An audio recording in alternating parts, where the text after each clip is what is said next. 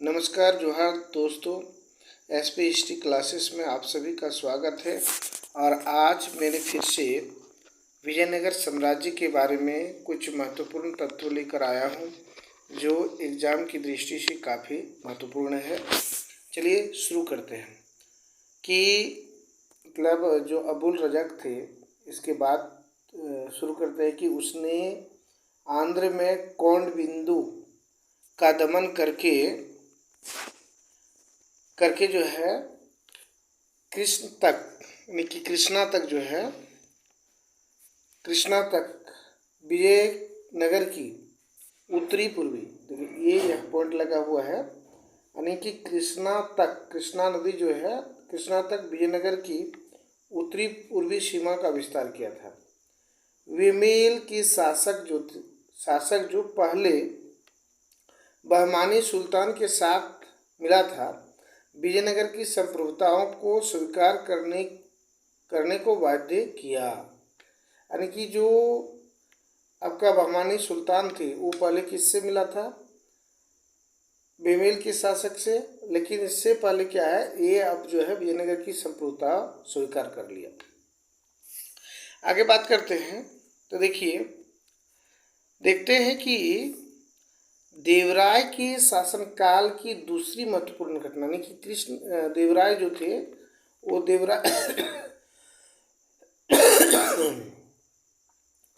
देवराय के शासनकाल की महत्वपूर्ण घटनाएं थी। क्या घटनाएं थी? तो दूसरी महत्वपूर्ण घटना में उड़ीसा के जो गजपति नरेश द्वारा दक्षिण की ओर अपने साम्राज्य की विस्तार का प्रयास किया था। यानी कि उड़ीसा के जो नरेश थे उन्होंने अपने साम्राज्य का विस्तार दक्षिण की ओर करने का प्रयास किया था। देवराय के शासन काल में ही केरल सहित अधिकांश दक्षिण भारत को विजयनगर साम्राज्य में शामिल कर लिया था। यानी कि देवराय जो थे, कृष्ण देवराय, उनके शासन काल में ही दक्षिण भारत के अधिकांश राज्य को शामिल कर लिया था। नेक्स्ट बात करें तो देखते हैं, वह विद्या का महान संरक्षक था और प्रसिद्ध तेलुगु कवि श्रीनाथ जो है ने कुछ समय तक उसके दरबार में सुशोभित किया था और 1946 में देवराय की मृत्यु हो जाती है। अब देवराय की मृत्यु कब हो जाती है? 1946 में हो जाती है। इसके बाद अगर बात करें तो देखते हैं कि 46 में मृत्यु के बाद देवराय सेकंड जो है कि देवराय द्वितीय कौन है? देवराय द्वितीय जो है, इसका उत्तराधिकारी जो बोलता है मल्लिकार्जुन गद्दी पर आसीन होता है, कि गद्दी पर बैठते हैं और इसको मल्लिकार्जुन को ही प्रोढ़ देवराज के नाम से जाना जाता है। इनके शासनकाल में विजयनगर साम्राज्य का पतन प्रारंभ हो गया था। यानी कि यहाँ क्वेश्चन पूछ सकता है कि किसके शासनकाल में जो है विजयनगर साम्राज्य की पतन प्रारंभ हुआ था? तो वह सिर्फ और सिर्फ था, शुरू होने का कारण प्रौढ़ देवराज यानी कि मल्लिकार्जुन के शासनकाल में शुरू हो गया था। नेक्स्ट पॉइंट जो है इसमें देखते हैं कि उसके समय में उड़ीसा और बहमानी राज्यों ने विजयनगर पर आक्रमण किया था। यानी कि मल्लिकार्जुन के समय में उड़ीसा जो थे, उड़ीसा और बहमानी राज्य ने विजयनगर पर आक्रमण किया था। उड़ीसा के मल्लिकार्जुन से कौंडबिंदु और उदयगिरी नामक दो महत्वपूर्ण किले को छीनने में सफलता प्राप्त की थी। यानी कि ये जो उड़ीसा के शासक थे उसने मल्लिकार्जुन से दो, कौंडबिंदु और उदयगिरी को छीन लिया था। इसके बाद क्या होता है, छीनने के बाद इनकी मृत्यु जो है, प्रौढ़ देवराय या मल्लिकार्जुन की मृत्यु 1465 ईस्वी के मध्य में हो जाता है। इसकी मृत्यु होने के बाद जो है इसका उत्तराधिकारी कौन बनता है देखते हैं। तो इसका उत्तराधिकारी मल्लिकार्जुन का उत्तराधिकारी विरूपक्ष थे। कौन थे? विरूपक्ष। देखिए यहाँ विरूपाक्ष थे और इन्होंने 1465 से लेकर 1485 ईस्वी तक शासन किए थे, जिसे संगम वंश का अंतिम शासक कहा जाता है। यहाँ के बाद संगम वंश जो है समाप्ति की ओर आ जाते हैं। इसके बाद देखते हैं कि उस समय बहमानी राज्य में विजयनगर से गोवा जो है, विजयनगर से गोवा, कोंकण, उत्तरी कर्नाटक, छिंदया और उड़ीसा के शासक ने कुछ भाग पर अधिकार कर लिया था। उड़ीसा के शासक जो है उसने कुछ भागों पर अधिकार कर लिया था। आगे बात करें तो देखते हैं कि इन परिस्थितियों में चंद्रगिरी के जो सरदार नरसिंह सालू ने राज्य की रक्षा की थी और इसी के बाद आ जाता है सालू वंश, यानी कि 1485 से लेकर 1506 तक के जो समय था, इस समय विजयनगर साम्राज्य पर सालू वंश का शासक था। तो आगे बात करें कि जो सालू वंश हैं, इनकी स्थापना यानी विजयनगर के द्वितीय राजवंश जो है की स्थापना सालू नरसिंह ने किया था, इसलिए इस वंश का नाम क्या पड़ा था? सालू वंश। इसने सर्वप्रथम विजयनगर के सामंती शासक और यहाँ देखिए सामंती शासकों और विद्रोही नायकों के विरुद्ध दमन किया था। कौन? सालू नरसिंह ने। इसके बाद देखते हैं कि सालू नरसिंह जो है तो क्या कर रहे हैं कि सालू नरसिंह जो है वह कर्नाटक में तुली प्रदेश को हराकर, ये कर्नाटक में जो है कर्नाटक में तुली प्रदेश को हराया और उसके बाद विजयनगर की सेना को शक्तिशाली बनाने के लिए अरब व्यापारियों से अधिक घोड़े आयात करने के लिए प्रलोभन एवं प्रोत्साहन किया। क्या किया? आयात करना चाहा, उसको प्रलोभन दिया, प्रोत्साहन दिया। इसके बाद देखते हैं कि सुलभ नरसिंह का सबसे बड़ा योगदान क्या था। देखिए इनका सबसे बड़ा योगदान था कि उसने विजयनगर साम्राज्य को संभावित विनाश से बचाया था, विनाश उन्हें नहीं दिया था। उसके बाद देखते हैं कि 1490 ईस्वी में सालू नरसिंह की मृत्यु के बाद, यानी कि इसके मृत्यु जो है 1490 ईस्वी में हो जाता है और इसकी मृत्यु के बाद जो है इनका बड़ा जो बेटा है, बड़ा बेटा जो है वो इमांडिम नरसिंह जो है उन्होंने 1490 से 1506 ईस्वी तक उसका उत्तराधिकारी बना रहा।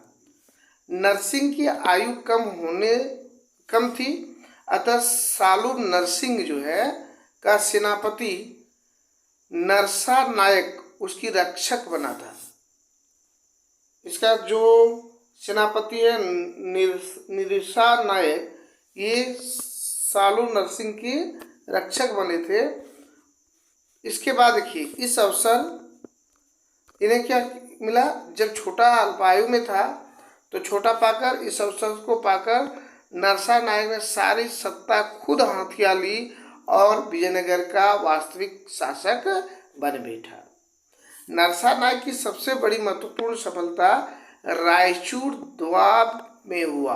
देखिए कहाँ मिला था? इसके रायचूर दोआब जो थे वहाँ मिला था, जब उसने वीदर के कासिम वरीद के साथ मिलकर रायचूर दोआब के अनेक किलों पर अधिकार कर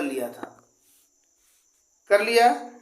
और 1498 का बात करें कि 1498 ईस्वी में बीजापुर के जो सुल्तान थे आदिल खां को परास्त किया था और इसके प्रताप रुद्र गजपति द्वारा दक्षिण की ओर अपने साम्राज्य का विस्तार करने के सारे प्रयासों को विफल कर दिया। 1505 ईस्वी में इमाडी नरसिंह की नरसा नायक के पुत्र वीर नरसिंह की हत्या कर दी। कब? तो 1505 ईस्वी में हत्या कर डाली। और इसी प्रकार वीर नरसिंह जो थे विजयनगर के तृतीय शासक बन बैठा, या तृतीय राजवंश की स्थापना तुलु वंश की स्थापना की थी। पहले हम लोग क्या देखे? संगम, फिर सालू वंश और उसके बाद तुलु वंश, जो 1505 से लेकर 1665 ईस्वी तक है। तुलु वंश की बात करें तो ये तुलु वंश में आपका 1509 ईस्वी में तुलु वंश का संस्थापक वीर नरसिंह के मृत्यु के बाद की गई थी। और इसमें कृष्णदेव राय जो है, जो 1509 से लेकर 1529 ईस्वी तक कृष्णदेव राय वीर नरसिंह का छोटा भाई था। उसके समय में विजयनगर राज्य ऐश्वर्य एवं शक्ति का चरम सीमा पर पहुंच गया और उस समय तक बहमानी राज्य जो है 5 भागों में विभाजित हो गया था। कौन कौन सा भाग था? यहाँ देखिए 5 भागों में विभाजित हुआ। और सर्वप्रथम इसने अपने विद्रोही सामंतों का दमन किया। तदुपरांत उसने 512 ईस्वी में रायचूर द्वीप पर अधिकार कर लिया। कौन? कृष्णदेव राय ने।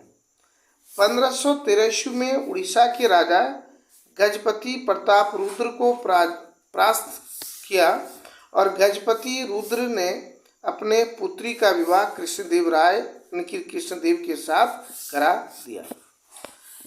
आगे पॉइंट की बात करें तो देखिए कि 1513 ईस्वी में जो है उसने उड़ीसा के जो गजपति राज प्रताप को परास्त किया और गजपति रुद्र ने अपने पुत्र का विवाह कृष्णदेव राय से करा दिया। 1514 ईस्वी का बात करें तो इसमें क्या हुआ था कि 1514 ईस्वी में उदयगिरी का किला हस्तगत कर लिया था, यानी कि उस पर अधिकार कर लिया था। इसके बाद उसने कोंडबिंदु और कोंडपल्ली पर अधिकार भी कर लिया। कृष्णदेव राय जो थे उसने 1520 ईस्वी में बीजापुर के सुल्तान इस्माइल आदिल को हराकर बीजापुर को रौंद डाला और गुलबर्ग के किले को भूमि सत्ता कर ली, कि इस पर भी गुलबर्ग के किले को भी जीत लिया। इसके बाद देखते हैं तो उसने नगलापुर यानी कि नागलपुरम नामक एक नवीन नगर को बसाए थे। राज्य में अनेक मंडप और गोपुरम बनवाए थे। उन्होंने पुर्तगाली शासक अब्बुल कर्क के साथ मित्रतापूर्ण संबंध कायम किए थे और मटकल में उसकी एक किला भी बनाने की आशा दी थी, मतलब आदेश दे दिए थे। आगे बात करते हैं तो प्रसिद्ध तेलुगु ग्रंथ जो है आमुक्तमाल्य, ये कृष्णदेव राय की है। इनकी सैनिक और नागरिक प्रशासन की क्षमताओं का आभास होता है। उसने प्रांतीय प्रशासन का पुनर्गठन किया और नायकों को उचित नियंत्रण में रखा और इनके जो विवाह कर जैसे अलोकप्रिय करों को समाप्त कर, विवाह कर जो थे जो बहुत ही अलोकप्रिय कर था, मतलब ये लोगों के लिए अच्छा नहीं था, ये भी समाप्त कर दिया। कौन? कृष्णदेव राय ने। तो आज की क्लास इतने ही। वीडियो अच्छी लगी तो वीडियो को लाइक, शेयर एवं कमेंट जरूर कीजिएगा और चैनल पर पहली बार है तो चैनल को सब्सक्राइब जरूर कीजिएगा। धन्यवाद। जय हिंद।